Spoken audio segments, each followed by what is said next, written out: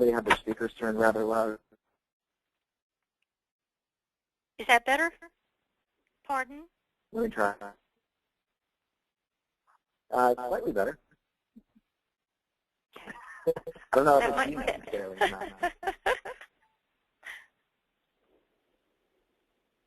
It's okay. I think it's just me, hopefully. So if there's any issues, then we'll figure out how to go from there.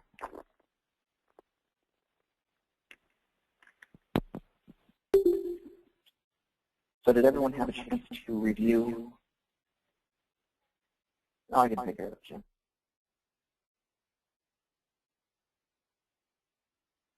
Everybody still hear me? If somebody can, please type in the chat box.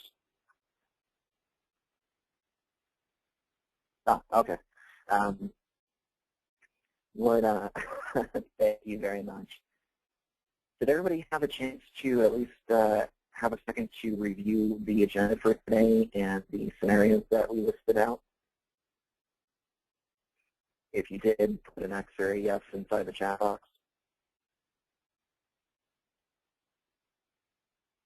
Jenny, you were just on the ball today. Excellent, Sammy. Thank you. So we're going to operate this in essentially the same fashion that we did last week. So we're going to look at are the SOPs for pricing, discounts, returns, and exchanges, and inventory orders, receiving, and repairs. This was your homework, so we're not going to spend any time really going over them one by one. This is more to address any questions that you have, any particular complaints that came up that need to be addressed or that you would like to get some feedback on from your team. And then after that, we'll dive into some of the scenarios which you will pick, and then we'll discuss from there. It's still echoey, Tommy? So I've got everybody on mute.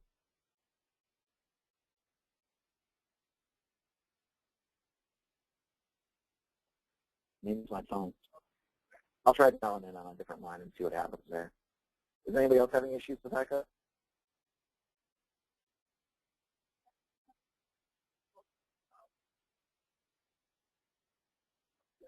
Thanks, Jim. All right, so I'm going to go ahead and go silent and then give you control over this.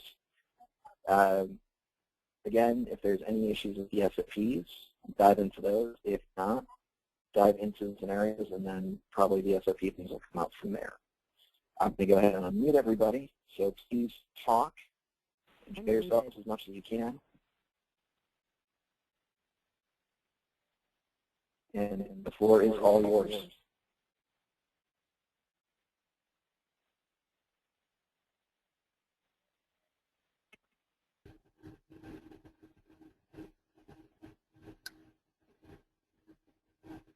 This is Sammy. Can you hear me? Yep. I noticed on I was looking at the hearing aid purchase price adjustment overview. The patient type, insurance patient, under the routine price adjustment, it says choose the Connect Advantage. I went in there and looked at that, and Connect Advantage is not listed as an option for that.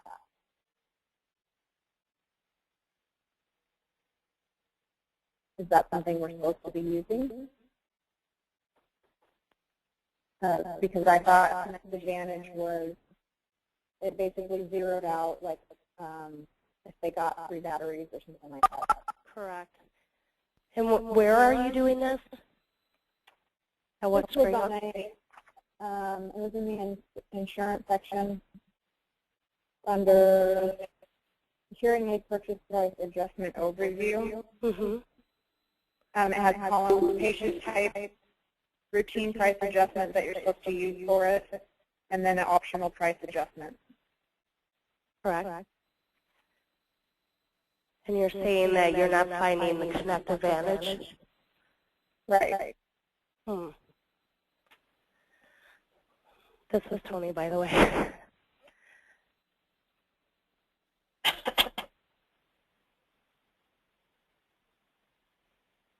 Anybody else having that problem? I thought it was in there.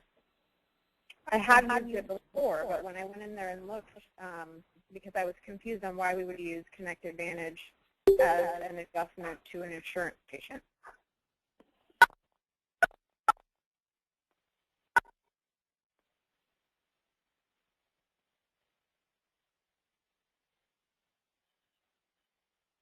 Well, they would still get the free batteries and the 3-year warranty. It's just the discount on the hearing aid you're saying. Yeah. Okay.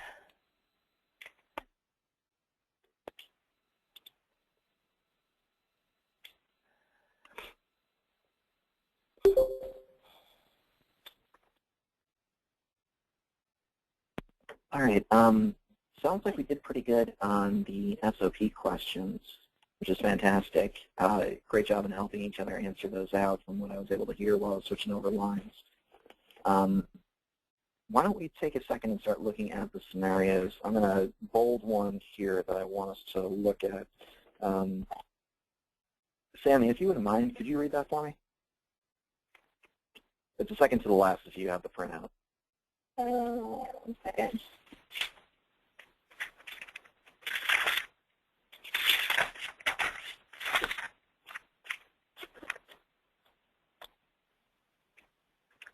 You receive a call from CBO saying that an invoice for hearing aids cannot be found in cycle for hearing aid sale.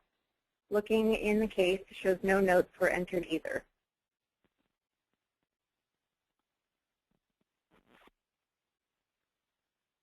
I'm assuming the question is, what will we do from that point? That is very true, Tony. Why don't you jump in and let us know what you would do? Well, I would bring it to the HCP and figure out what her conversation was with patients. Also advise the HCP to put notes into the appointment from the patient's last appointment. Let's see. And then I would go from there. If we have because my audiologists, all my 2 HCPs enter in the invoicing for the hearing aids when we receive them. Cannot be found in cycle. So I guess I'd start there with the HCP and track it down from that point. See if we have any information in the patient's chart. And then if they're not in there, then we'd add them.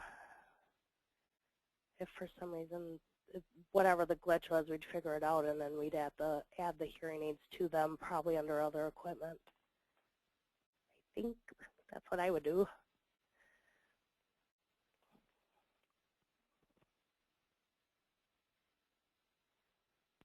Hi, this is Janine in Bedford. Are you able to hear me? Yep. Absolutely, Janine. You're good to go. Okay, great. Okay. We would do much the same thing in our office. You know, the information is really, at least our take on it is it's important for the HCP to enter that information because they're most knowledgeable. And additionally, you know, if the information is entered incorrectly, it could cost the HCP her license.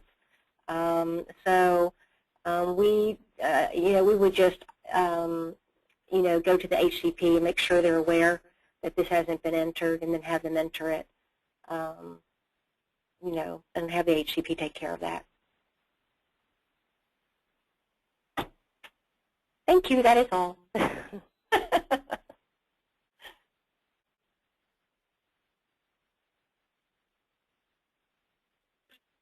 So what would a conversation like that sound like? You find out that there's this issue going on. How would you present this to the HCP or the PCC?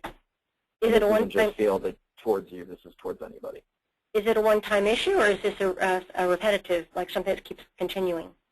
Let's say either. I don't know. I think as far as my office, we work so closely together that I'd be like, hey, Meredith, guess what? This invoice isn't in there. We got to fix it.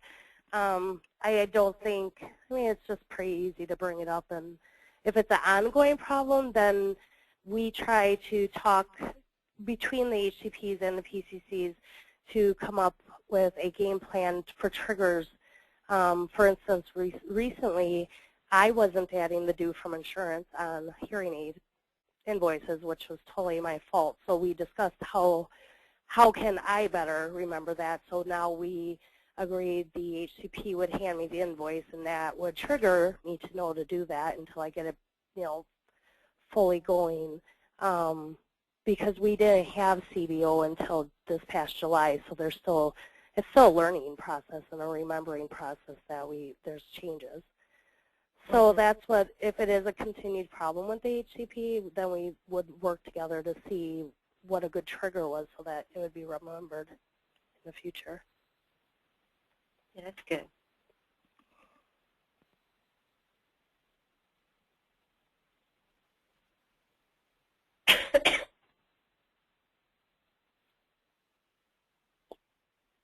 Y'all are being quiet today. Are the questions too easy, or is it just because it's a Monday? We actually had a bomb scare in our office. So Are you serious? Yeah, no, I'm serious. Not to our not Connect Hearing, but to the building.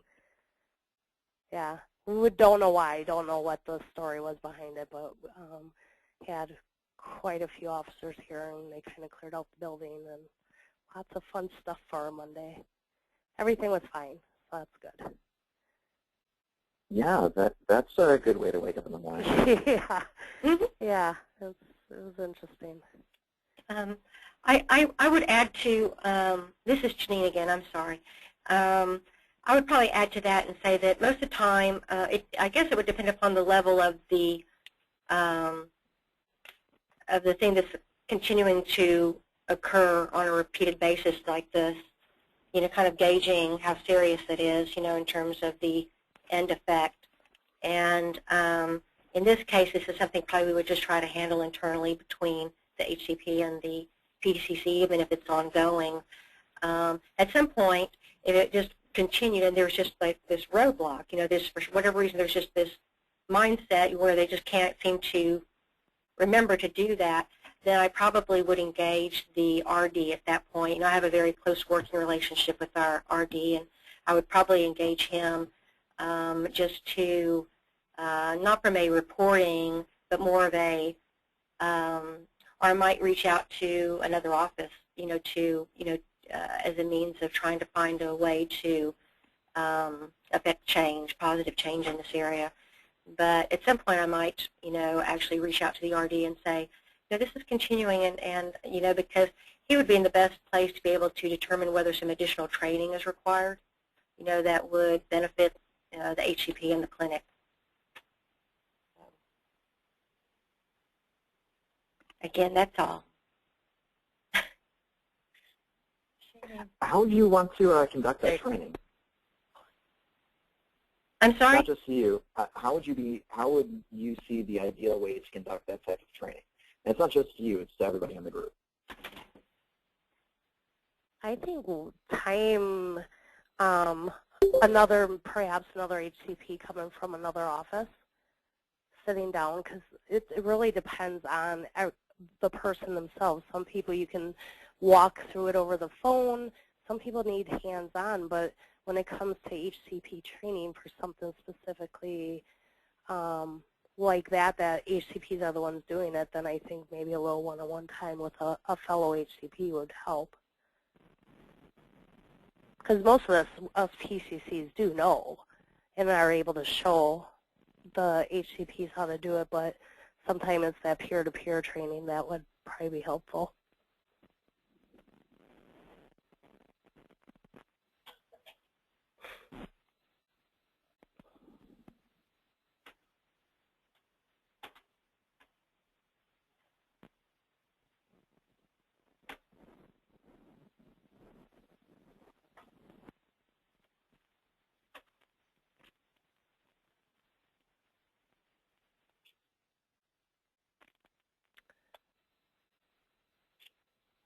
I have one of the scenarios. I'd like to see what everybody else thinks. That's okay? Absolutely. I mean, this is your session. I'm here just to facilitate. Okay. So take control of it. jump in whatever one you want. Just let me know which one it is so I can highlight it up on the screen. The one that's when you're performing your weekly check-in with your PCC. So the 1, 2, 3, 4, 5, 6. Yep, that one. I do know that in the state of Wisconsin, the PCCs can enter in audiograms, but they cannot enter in outcome notes. The audiologist has to actually enter in the outcome notes. So in Wisconsin, I would advise the PCC go ahead and enter in the audiograms. It's helpful if whatever you can do to keep yourself busy and to help the HCP, that's great. But I wanted to highlight that the outcome notes the PCC here in Wisconsin should not be entering. So. No, I was under the impression that it was more of a Connect Hearing thing that only the HCP can put in the audiogram and the outcome notes. It's under the scope of their license. So same in Texas. It's the same in Texas. Etta from Virginia, and in the SOP 01.04 1.1, it's responsibility of the HCP to do both of those. Mm-hmm. Okay. I'm not sure about if it varies from state to state, but I know in Virginia. Well, I think that I can't speak for the company, but but it would seem that just from a liability standpoint and just trying to get it right, that the HCP is most knowledgeable about the audiogram and outcome notes, and so the best chance for ensuring the fewest amount of mistakes would come by having the HCP correct enter all of that. Mm-hmm. And again, here in Wisconsin, a hearing instrument specialist cannot delegate anything to the PCC, audio or outcome notes. It's against the scope of their certificate and license. So, but an audiologist can delegate those two things, but then they have to supervise and co-sign on it. So, like, I could enter in the outcome notes for her, and then she would have to read it and sign it. But in my office, my HCPs do them anyways. But I do know that there are a couple offices here in Wisconsin that the PCCs are doing it. Just to kind of, not the outcome notes though, but the audiograms, just to kind of give it a hand and move it along a little quicker. So, I guess, what would you do if your HCP doesn't feel that they have time to do that? Well, I was told by Connect themselves that we are not allowed to do them. Doesn't matter if the state allows it or not, but as a Connect Hearing policy, only the HCP is to put in the audiogram and the outcome notes. Okay. Yeah. Or even say, I mean, if it is, depending on your state, what they can do or not do, maybe explain to them that it is like a legal document, and that it needs to be documented by the person, licensed professional that saw the clinic, or that saw the patient, sorry.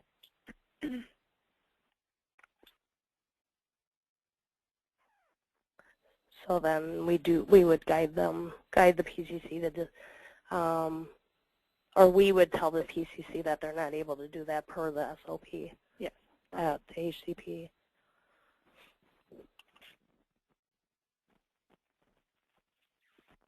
Okay, so I'm going to throw a little bit of a wrench in here then. In that situation, it's going to affect the HCP's capacity. How would you respond to dealing with an objection like that? From the HCP? Uh-huh. I would maybe look for other ways I could free up her time. Is there something else that she's doing that that I might be able to take off her desk?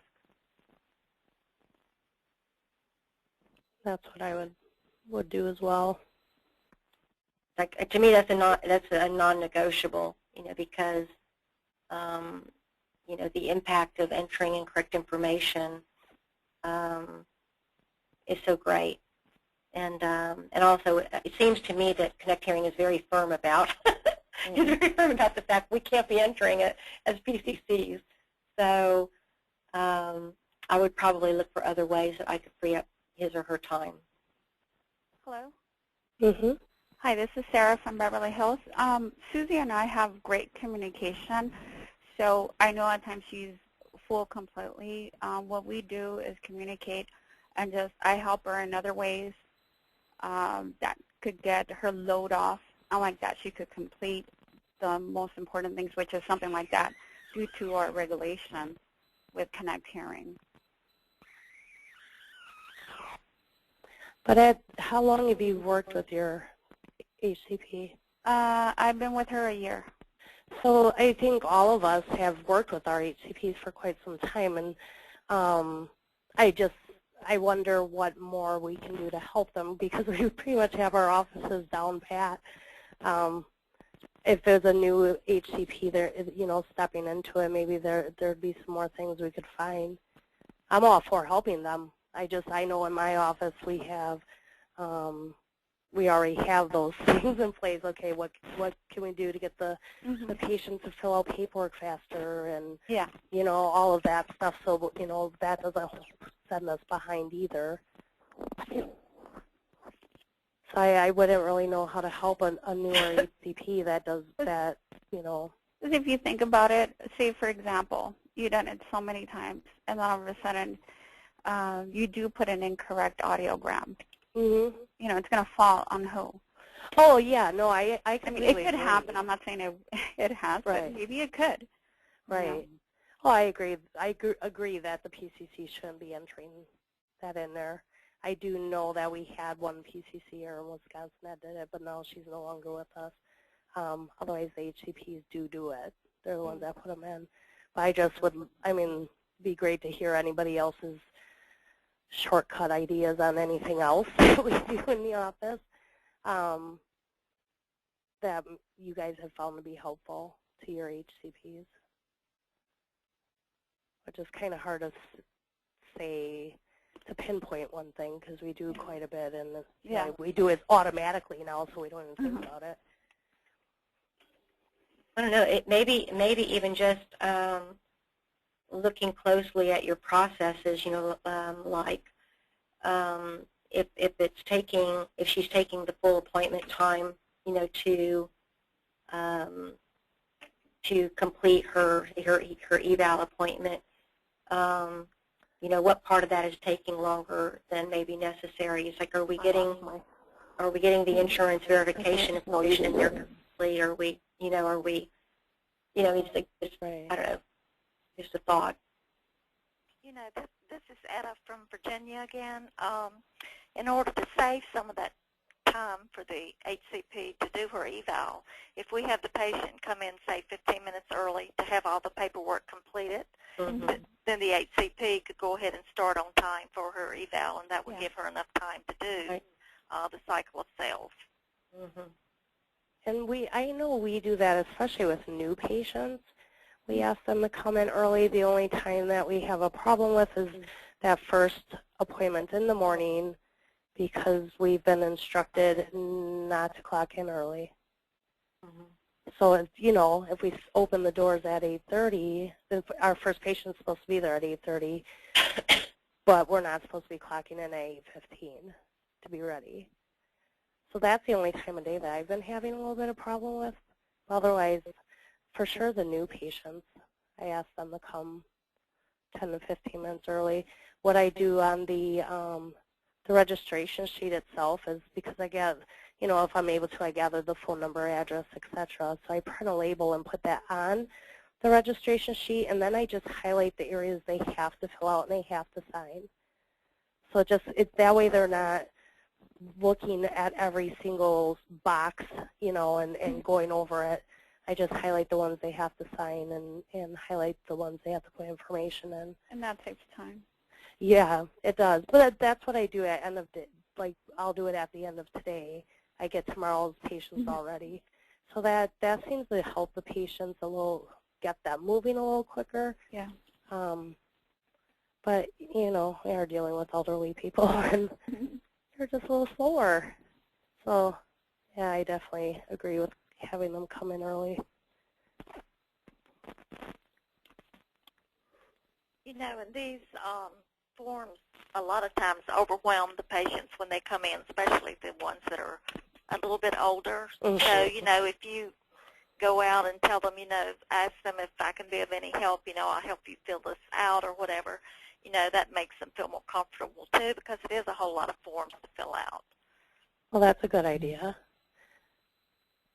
And I have some patients that their handwriting, because of whether it be arthritis or you know, Parkinson's or what have you, I certainly ask them if they want me to fill it out for them, or, you know, so I do that. Stan would look ahead in the schedule and will mail out the packet to the person with their appointment time on it. Oh. That way they can fill it out beforehand. And that way, if you have a new patient at 8 o'clock, or I mean at 8:30, right, and at 8:15. Okay.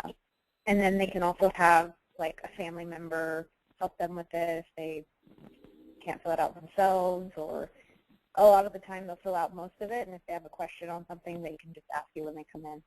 Okay. So that way, it's all pretty much ready to go when they get there. How far in advance do you look? I look at least a couple weeks, Okay. depending on where they live. It can take a day, 2 days, or whatever to get to them. So right. Okay.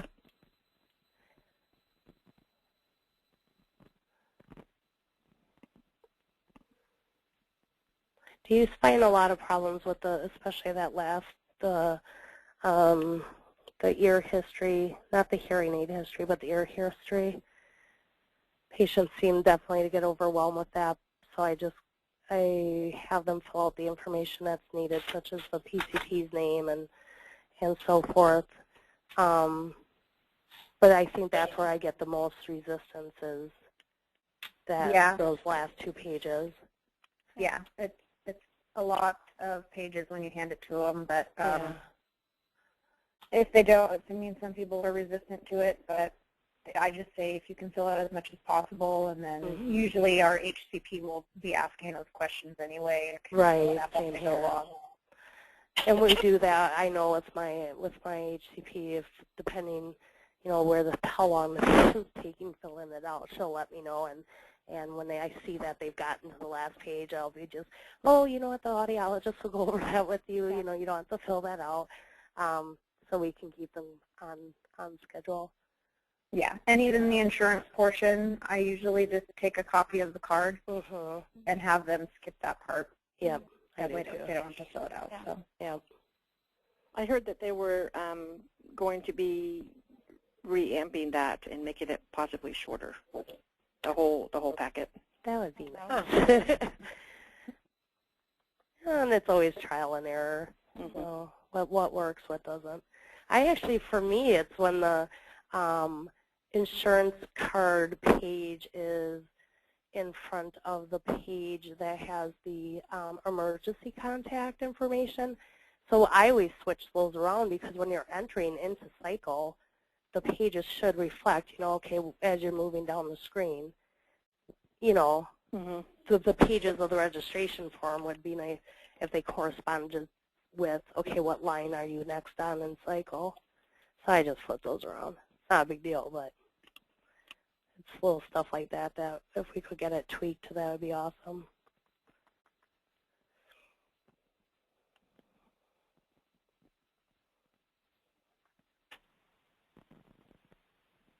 I think those are some pretty good points that y'all made. And the good thing about it is, even with the aspect that you have of just doing the simple best practice sharing, there were some really strong ideas that you can relate to a brand new PCC and how to actually increase the capacity of their HCP that they're starting to work with. And that's ideally where we want to be focusing our conversations on. Well, it's nice to be able to share with each other and take what we're learning from each other and apply that to what we're to your own work. We need to be able to be looking forward into how we're going to be delivering this to new people who are coming into the clinics. But this was a very, very good conversation so far. Does anyone want to pick out another scenario?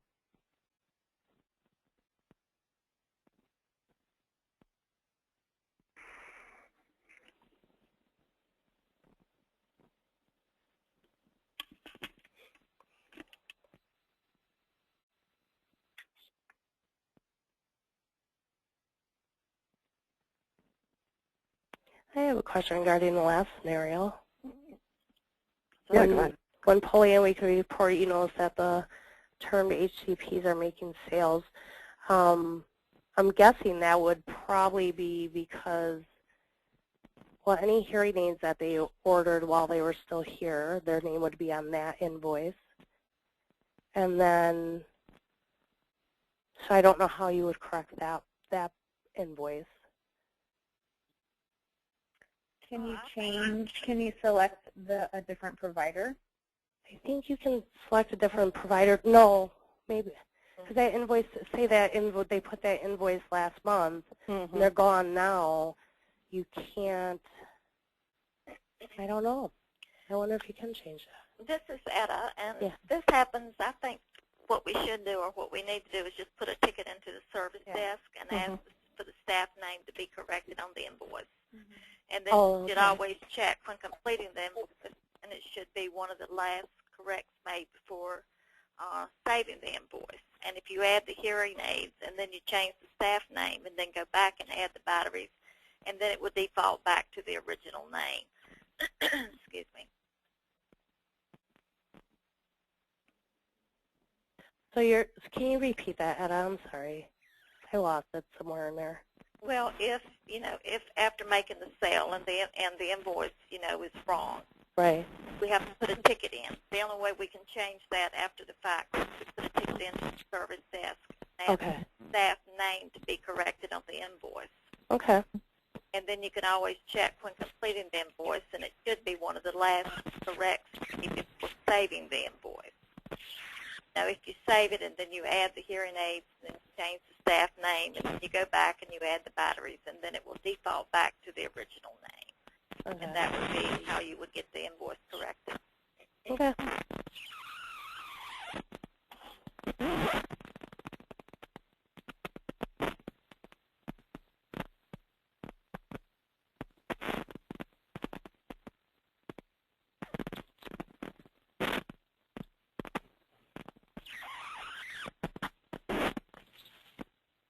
All right, we've got somebody making some extra noise on there.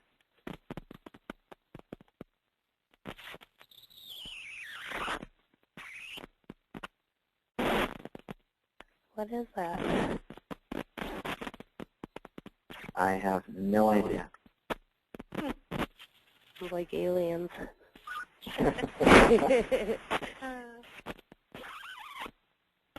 All right, I'm going to mute everybody, and then if you look in the GoToMeeting section, you should see a picture of a phone. I want you to click that to unmute yourself, and then we'll figure out who's making the sound. Where is this? In the GoToMeeting screen, where you see all the attendees at in the chat box, where all the names are at. I'm going to click mute now, and then you should see a phone next to your name. I don't see my name now. It's gone. Your name's gone. All I see is just a scenario screen. That's okay. The sound went away, so I think we'll be all right for right now. Let's see if it comes back or not.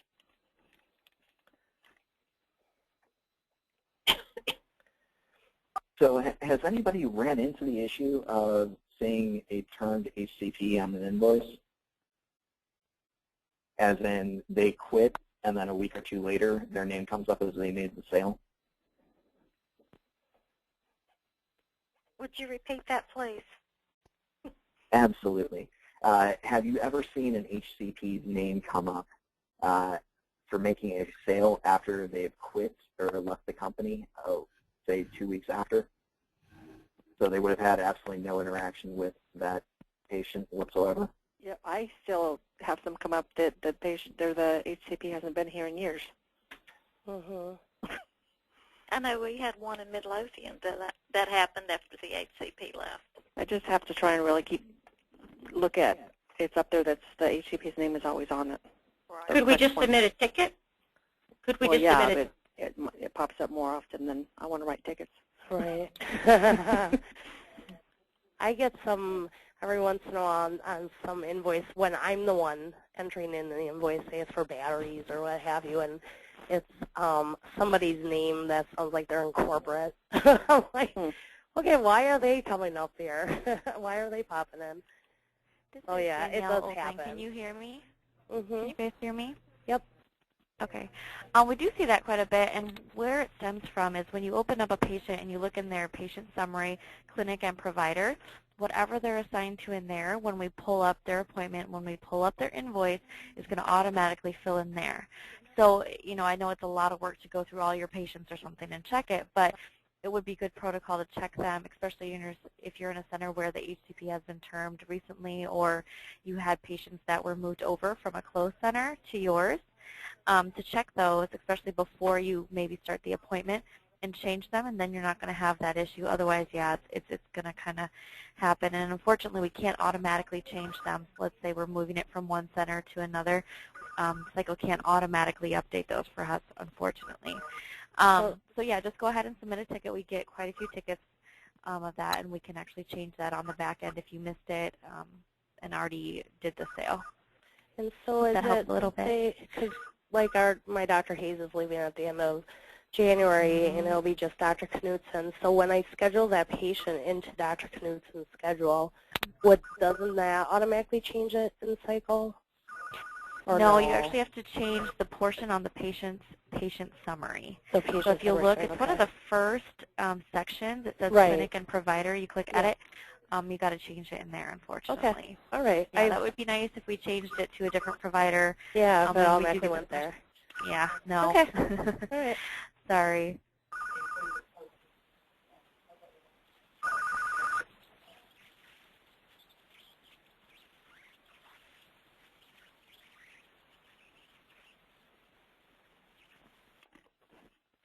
Well, thanks, Danielle, for contributing that. Definitely made things a little bit easier, I'm sure, to try and parse things out from next time. And hopefully when or if, because it sounds like it actually does happen rather frequently, that when a PCC is running into this issue, we know how to completely resolve it without having to bother you all the time. All right, how about we take a look at this one here. Go ahead and highlight it. Anybody want to volunteer to read this for me?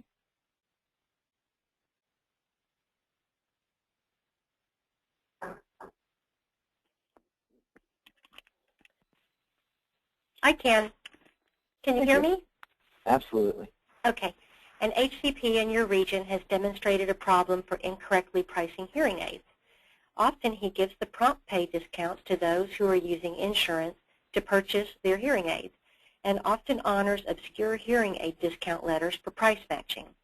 His argument for the practice is that he is able to move the units easier during the evaluations, selling positions, and more stock is sold. Thank you.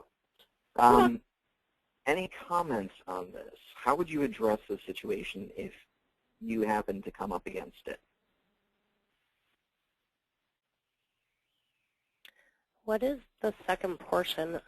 Obscure hearing aid discount letters for price matching from a competitor? Well, from a competitor, but you get those buy one hearing aid, get 3 free, and there's no information on it whatsoever about what the hearing aid that it is or how much that actually is. Just things that don't make sense. It seems a little underhanded. We'll go with that. Okay. So I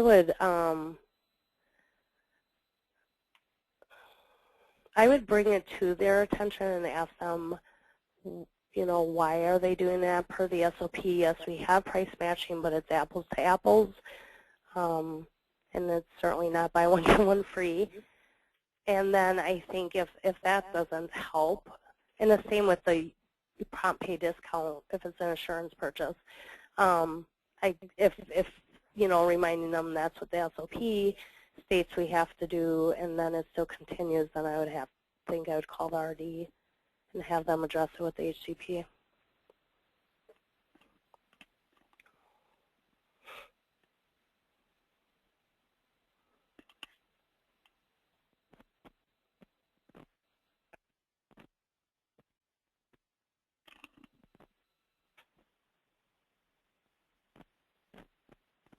I would probably, on the prompt pay discount, I would probably remind them that when we apply the prompt pay to an insurance pay, that at some point we're going to be having to address down the road why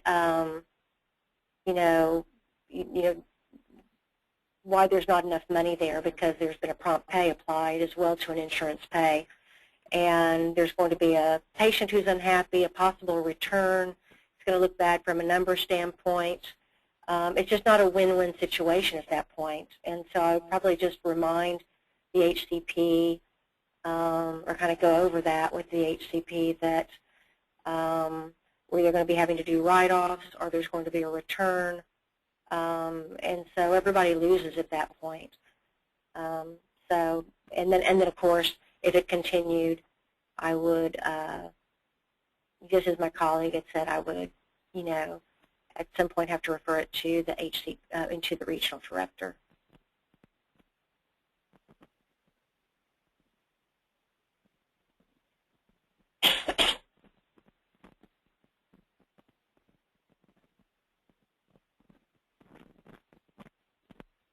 Yeah, I think that sounds spot on as far as the process in order to go through and get somebody involved in those. Especially, I like how you bring up getting the RD involved, because it's important to recognize that there are certain things within scope that go beyond what you would be touching. And while this is a training issue, and it's necessary for them to be able to recognize that they're making problems, or not, well, they are making problems with it, they're making mistakes, that the RD gets involved in here so they know what's happening.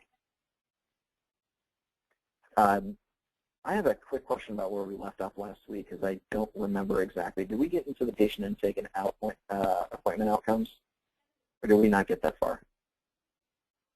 I don't think we did that, did we?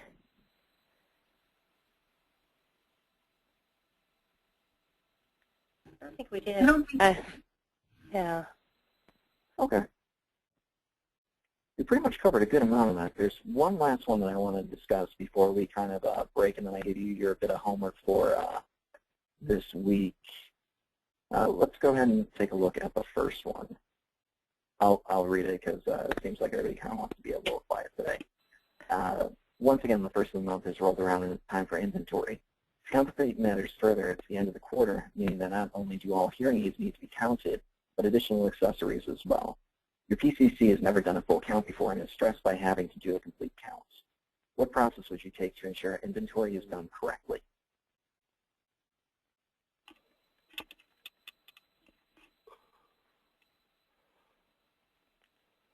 Hi, this is Etta again.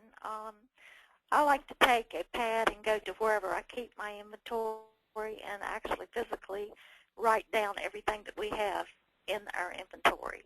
And then I print a list from Cycle and I compare the two to make sure that, we have everything in Cycle that should be there for our inventory.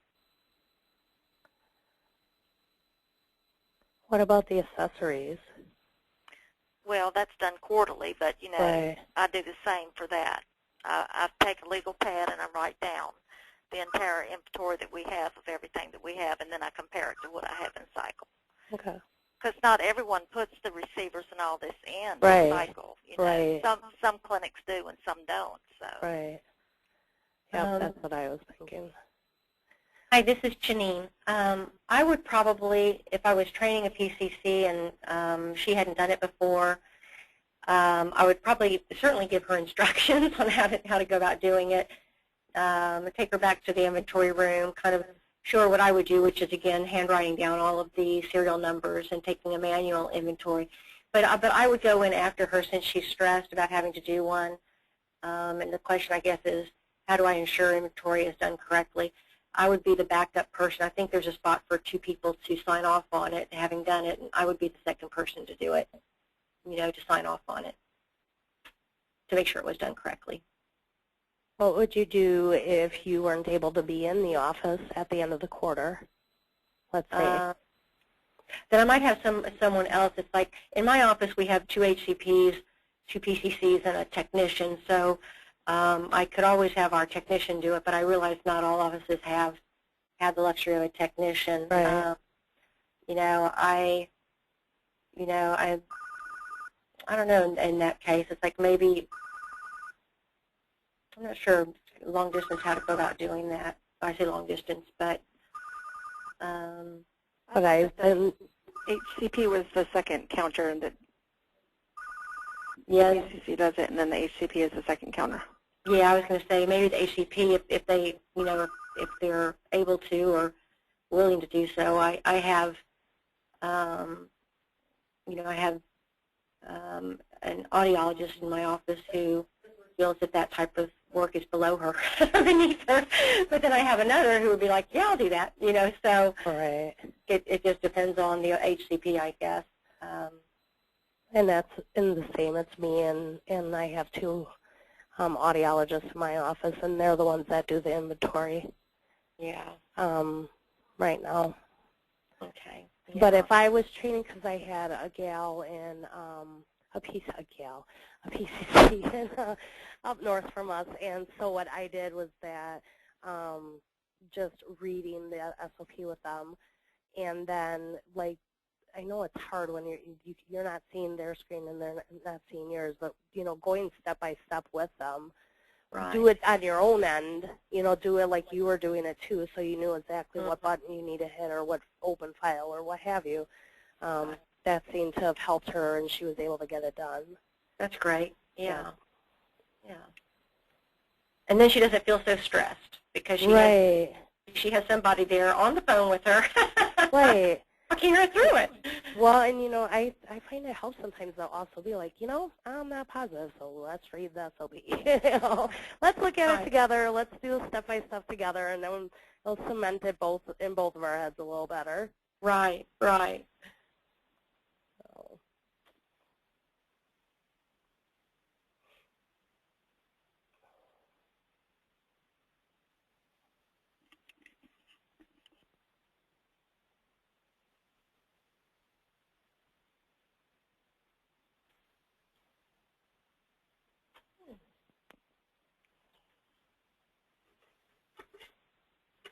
So what are some other things that you think you might be able to try and do to help calm down your PCC?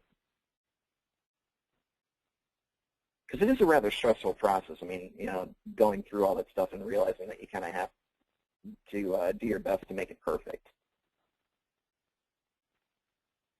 I try to do a lot of reassuring that we've all been there. We all had to learn it.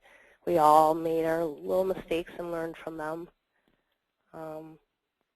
That's how I usually reassure my PCCs, just let them know, yeah, I've screwed that one up a couple times, and this is what I do now.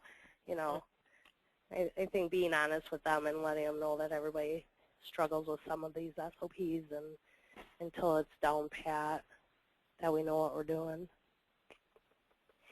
I might give her a heads up that it's coming. It's like maybe make sure especially on the quarterly where you're having to count up all the accessories and everything, make sure it's organized, that you have all of the dry bricks together, that everything is together where it needs to be, and give her enough notice that she can begin on, the first day that she's able to begin doing this, to count it up. So she's not having to scurry at the last minute trying to count up all of the accessories and track it all down. Do you think like an Excel spreadsheet of those accessories would be helpful? Instead of everybody handwriting like the name of the accessory and so forth, because you're saying you're taking pads, they're writing everything out. Do you think it would be easier for us if we had an Excel sheet that we could just more of a guide, for us?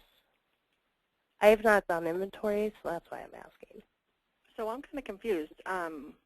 I remember the impression that we do inventory of all the hearing aid type products, not the dry blocks and the eargene and all that stuff.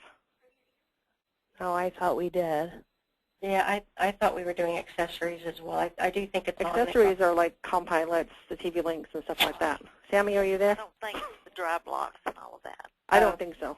Oh, really? No.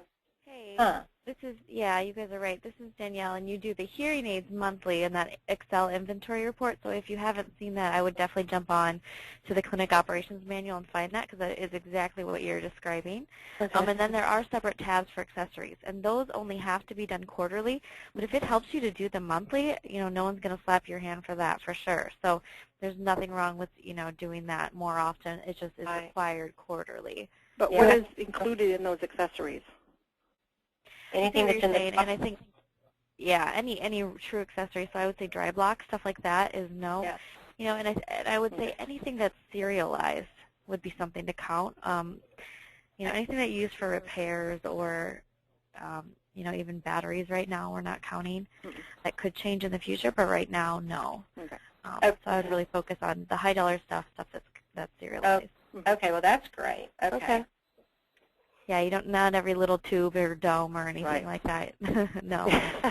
Receivers, though. Yeah, you do have to do the receivers. I thought right, yeah. Okay. Okay, good. On the receiver section, also it asks for the serial number, but there are no serial numbers to it. So what I've been doing is just putting the size of the receiver and how many I have in that size for the left side and for the right side. Mm-hmm. Right, so those receivers that you get with just a general purchase that you may not give, and that's fine. And, you know, I would say right now, is it mandatory to do those? No, but I think it's definitely good practice to do so, and I think that I know inventory is kind of looking at that right now, of how many people kind of hold on to those and don't end up giving them out. Should we inventory them? So, yeah, thank you.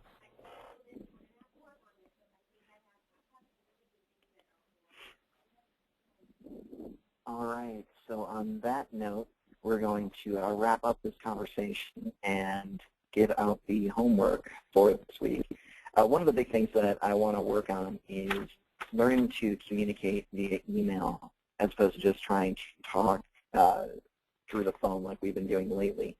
So there's a question in the scenario that I'm going to put out through email, and I'd like you to start doing a reply all. So addressing the issues that are within there and answering each other's questions that come through. That way we can, next Monday, get together and see how well it works for us to try and communicate through email as opposed to just doing it through telephone to try and instruct and provide good feedback on how to properly work through a situation. I thought today went pretty well. Outside of being a little quiet at times, I think we did pretty good. The session's been recorded, so it will be uploaded and posted to the section where the other video is at, probably within the next hour or so. As far as the next session, it will be on Monday. Today's Monday. Again, at same time on the 22nd. So if there's any issues, something comes up, please feel free to shoot me an email, let me know whether or not you'll be here. And until then, what questions do you have for me before I let us go? I don't have anything. Excellent. Well, if something does come up, again, email me, give me a call, let me know what's happening, and everyone have a great week. Assignments and everything else will be sent out probably by tomorrow. Okay? Okay. All righty. Thank you. All right. Have a good day. Bye. Thank you. Bye, everybody. Bye.